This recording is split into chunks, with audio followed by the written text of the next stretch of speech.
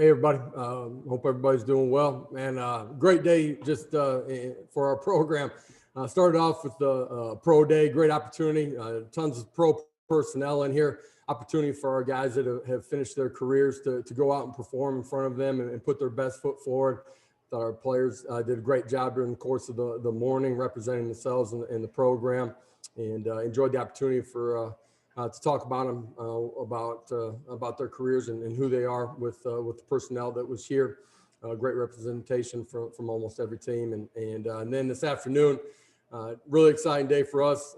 Guys have been working really hard in our first quarter of our off-season program, strength and conditioning, and then them having an opportunity to go out day one and practice, man, and compete, make a bunch of mistakes, get a whole lot better during the course of it as well. And just saw a tremendous amount of energy and effort from those guys.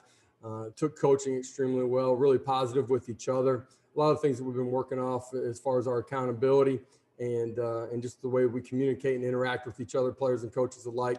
Saw a lot of those things in a positive way today during the course of practice, and excited as we continue to go through spring here. So with that, I'll open it up to some questions. Questions, and if you state your name and affiliation for Coach so he can get familiar with you. We'll start with Vince Ferrara. Hey, Coach. Vince Ferrara, 99.1, this sports animal here in Knoxville. I know it's just day one of official practice, but and rosters aren't always the best indicators, but have there been any guys that you've switched positions or cross-training or even maybe considering, shifting over to another spot here early on in spring? Not right now. Our roster for the most part has stayed status quo as far as their homes and where they're starting out at. I think as we go through the early part of spring ball here, you're going to find out a lot more about who they are as a player, their skill sets, how they fit into what we're doing, how they've grown in the offseason, taking coaching and are implementing things that we're asking them to. And as we go through that process, then you'll find ways to move guys into a spot where they got a better opportunity to compete and earn an opportunity to play inside of our program. Patrick Brown, then Wes Rucker. Hey, Josh, Patrick Brown with 24/7 Sports. I know it's one day, you're not making any sweeping generalizations about your quarterback position, but what have been your impression of those guys, not only today, but even going back and watching them and interacting with them, and how do you as a staff go about getting all those guys enough reps where you feel like they get an equal shot? I think for everybody inside of our program, it's part of it is what you do, right? And we pushed back the start of spring ball a little bit to make sure that they got some of our installs, got a little bit of comfort with our terminology, our verbiage, and how you need to communicate in all three phases to give yourself an opportunity to learn how to play the way that we need to play with great effort and technique and play, from snap to the echo of the whistle. That was a big emphasis today, and just we use the code word attack. That's a big part of who we are inside of our building. I thought our guys did that. At the quarterback position in particular, I thought they handled the tempo portion of some of our team sets extremely well, handled the communication piece of it, played within themselves. They made some mistakes out there too, but they did a lot of really positive things too. And the thing that we've challenged our guys is don't make the same mistake twice. Be coachable, accept the coaching in a positive way, learn from it, grow from it, change from one rep to the next. And as we called the team up today, that was just one of the points of emphasis that I made to them, that I saw guys being really accepting of coaching, challenging themselves to get better from one rep to the next in a really positive way. I thought there was a ton of positive energy out there between players and coaches. Yeah. Hey, Josh, Wes Rucker with 24/7 Sports. I know that sometimes the logistics of spring ball can be challenging because of numbers in certain areas, where you got guys who maybe have graduated or gone to the portal or whatever they've done. Are there any spots out there where, from a numbers perspective, you're not able to kind of do what you'd want to do yet? Yeah, the logistics of spring ball forced us to miss you guys out there for a little bit today. You guys didn't get any footage. We're looking forward to that. I think just the logistics of spring ball and where guys are at as far as their health. Guys are maybe coming off of injuries from the previous season, having surgeries. As you continue to go, you get more and more guys healthy, hopefully. That's a big part of your off-season program, getting themselves in a position where they're able to go and compete for, 2 hour and 15 minute, 2.5 hour practice. And be in enough shape that they're learning how to play the actual game and not just trying to survive practice. And I thought for the most part, our guys were handled the practice extremely well today. Brent Hubbs, then Blake Topmeyer. Yeah, Coach, Brent Hubbs with VolQuest.com. I know this is a marathon, not a sprint, and with so many things to get done, how do you prioritize, week 1 to week 2, first couple of practices in terms of what you're trying to get accomplished without overwhelming everybody with, a to-do list that's too long? And then secondly, what were your impressions of your defensive staff on the practice field today? I think, as an overall program, you're in a race to become as good as you can, as fast as you can. And that's the challenge for your players every single day. So you got to enter the building with great urgency, put pressure on yourself to soak in as much as possible, go out there, play and execute. At the same time, you're trying to balance that where your kids aren't overwhelmed and they have no opportunity to soak in the information that they need to go out there and compete.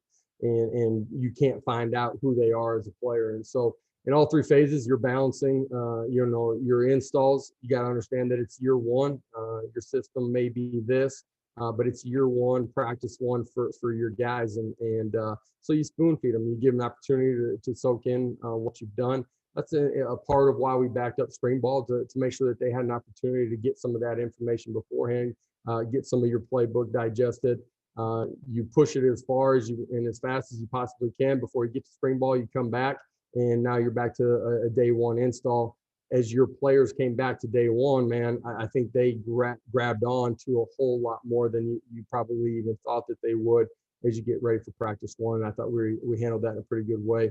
I think defensively, we got great chemistry as far as our defensive staff.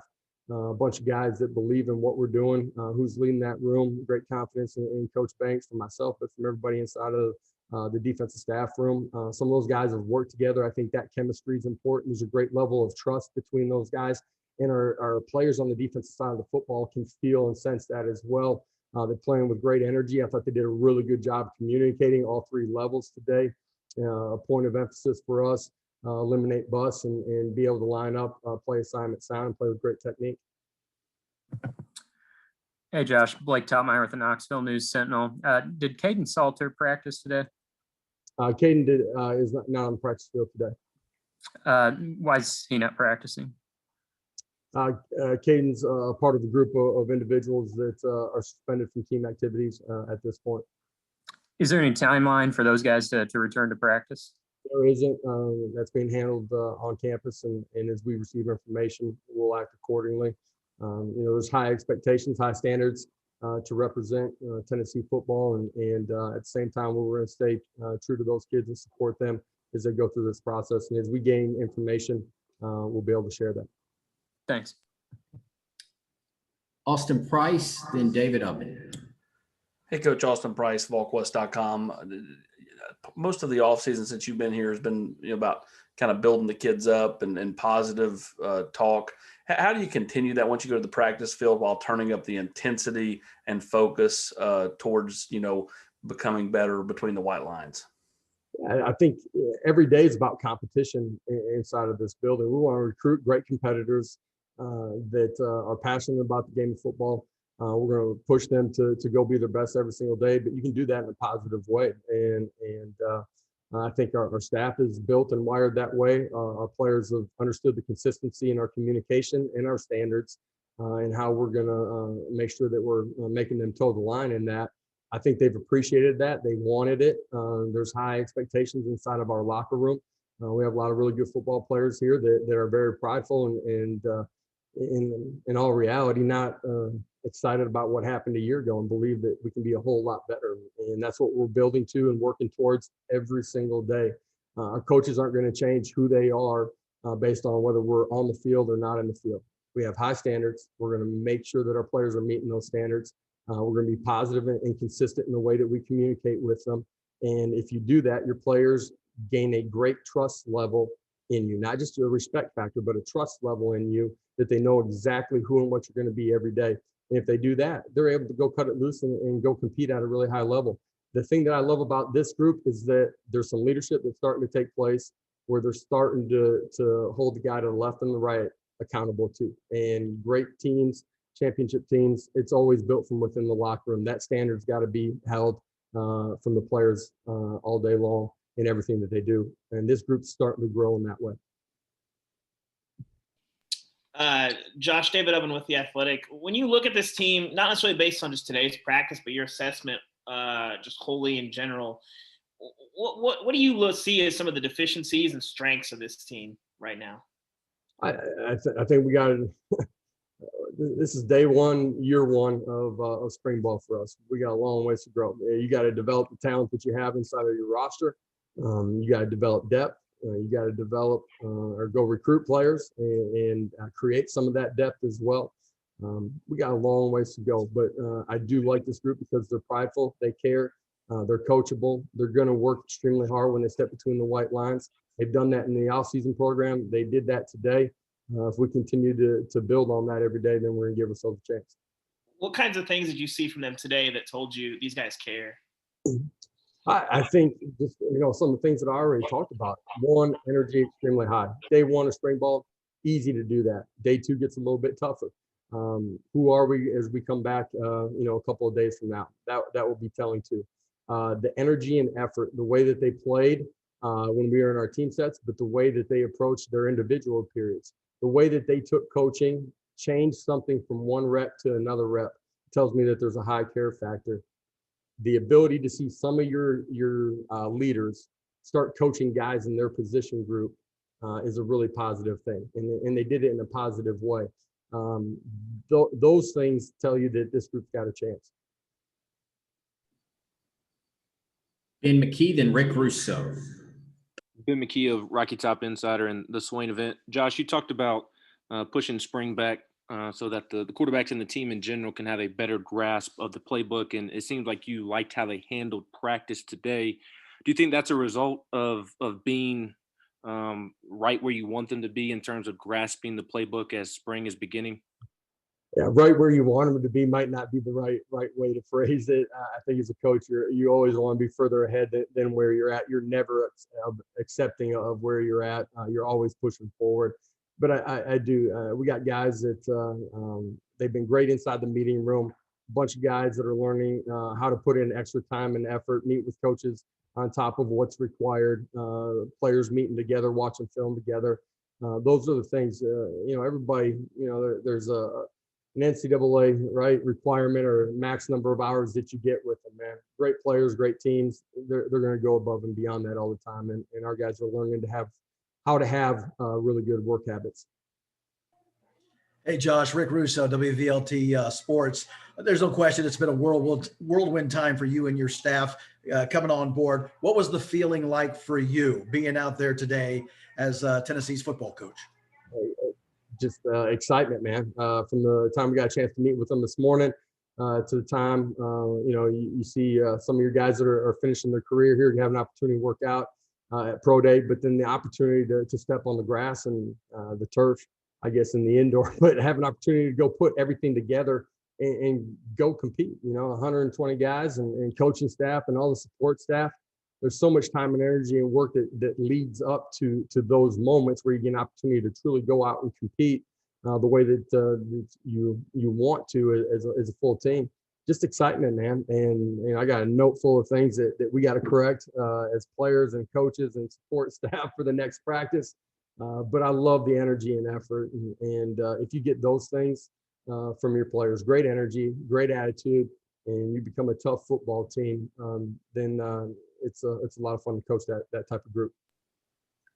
Gustavo, then David Pascal. Gustavo Tomazelli, WHK 90.3 The Rock. First of all, Coach, it's a pleasure speaking with you for the first time. Orange and White game less than a month away. And what are your expectations to be for the first time at Neyland Stadium? See the fans, be on that field, and what do you expect for your players? Having those 15 practice and then having the Orange and White game.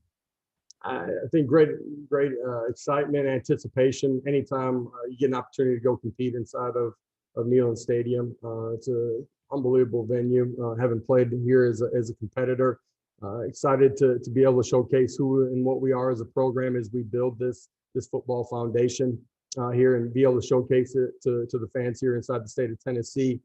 at the same time, and that's so far down the road. I'm worried about getting the meetings here tomorrow morning with our guys, getting one day better and getting back out on the grass for practice too. Hey, Josh, David Pascal down here in Chattanooga. I know you addressed the situation with Toa and Crouch yesterday. I was just kind of curious how you balance a couple of players that have played at Tennessee and are good players and improving players with also kind of the buy-in aspect. You talk about the buy-in and right now they're not with you. How do you just kind of balance all that? And I think your program is always about who's inside of your building, who's inside of your locker room. It's never about who's not here. I don't care if it's recruiting or guys that end up leaving your program. It's about the guys that are here. We got a group of individuals that wanted accountability, wanted connection, want to become a football team. We're on a long journey. This is a journey, right? Of where we want to go. We're on that long journey right now. Our guys are competing and trying extremely hard to meet the expectations. They love one another. We're starting to be connected as a football team. That gives us a chance to move forward. We welcome anybody back that wants to be a part of that. At the same time, it's about the guys that are inside the room always and forever. Trey Wallace, then Eric Kane. Hey, Coach, Trey Wallace, Rocky Top Insider. When you got the offense going out there, and I know it's the first day of spring practice, but was there any kind of surprise on the offensive side of the ball with how fast things are and how fast you guys want to move the ball up and down the field, and especially getting into the next play? What was that like for the players? Yeah, we balance our practice and make sure that we try to balance it, offense and defensive emphasis, and periods where we can get assignment and alignment sound and communicate in a really good way and chase the football as well. I thought when we got into our tempo periods, our skill players for the most part operated in a pretty efficient way. We can be a whole lot better in 1,000 different ways at every position right now too.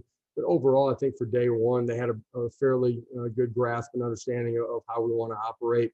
So there was some positives in that way. Do you like the challenge from the players? Did you like how they're taking it on when it comes to learning a fast-paced offense like this compared to what they've had in the past?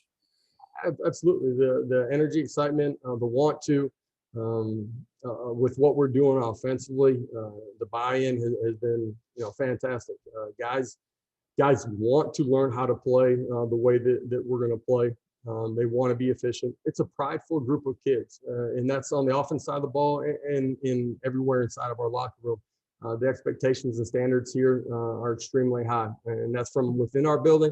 And they obviously understand that the expectations from our fan base are extremely high too. That's also why they chose to come to Tennessee. It's why I chose to come to Tennessee. This is one of the great traditions in all of college football. It's our job to work in a great way every single day to go chase greatness, and our kids are doing that. Our staff's doing that.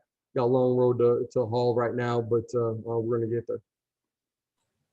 Hey, Josh, Eric Kane, the sports animal here in Knoxville. As far as the offensive lineman, I know it's day one. I know it's year one, and you have a lot to see in front of you. But how has that group adapted so far in the meeting room, learning the new schemes? And, for that group overall, what are some things they need to do to kind of over the next couple of weeks to kind of go from where they've been to kind of fit more into your offense and your scheme? Yeah, I think the communication thing is the biggest thing for the five guys up front. Your center recognizing it, seeing it, getting all five guys to operate in sync, tying in your tight ends, whether that's in your run game or your protections as well. They got to be able to see, recognize, communicate extremely quickly for you to operate efficiently inside of the box.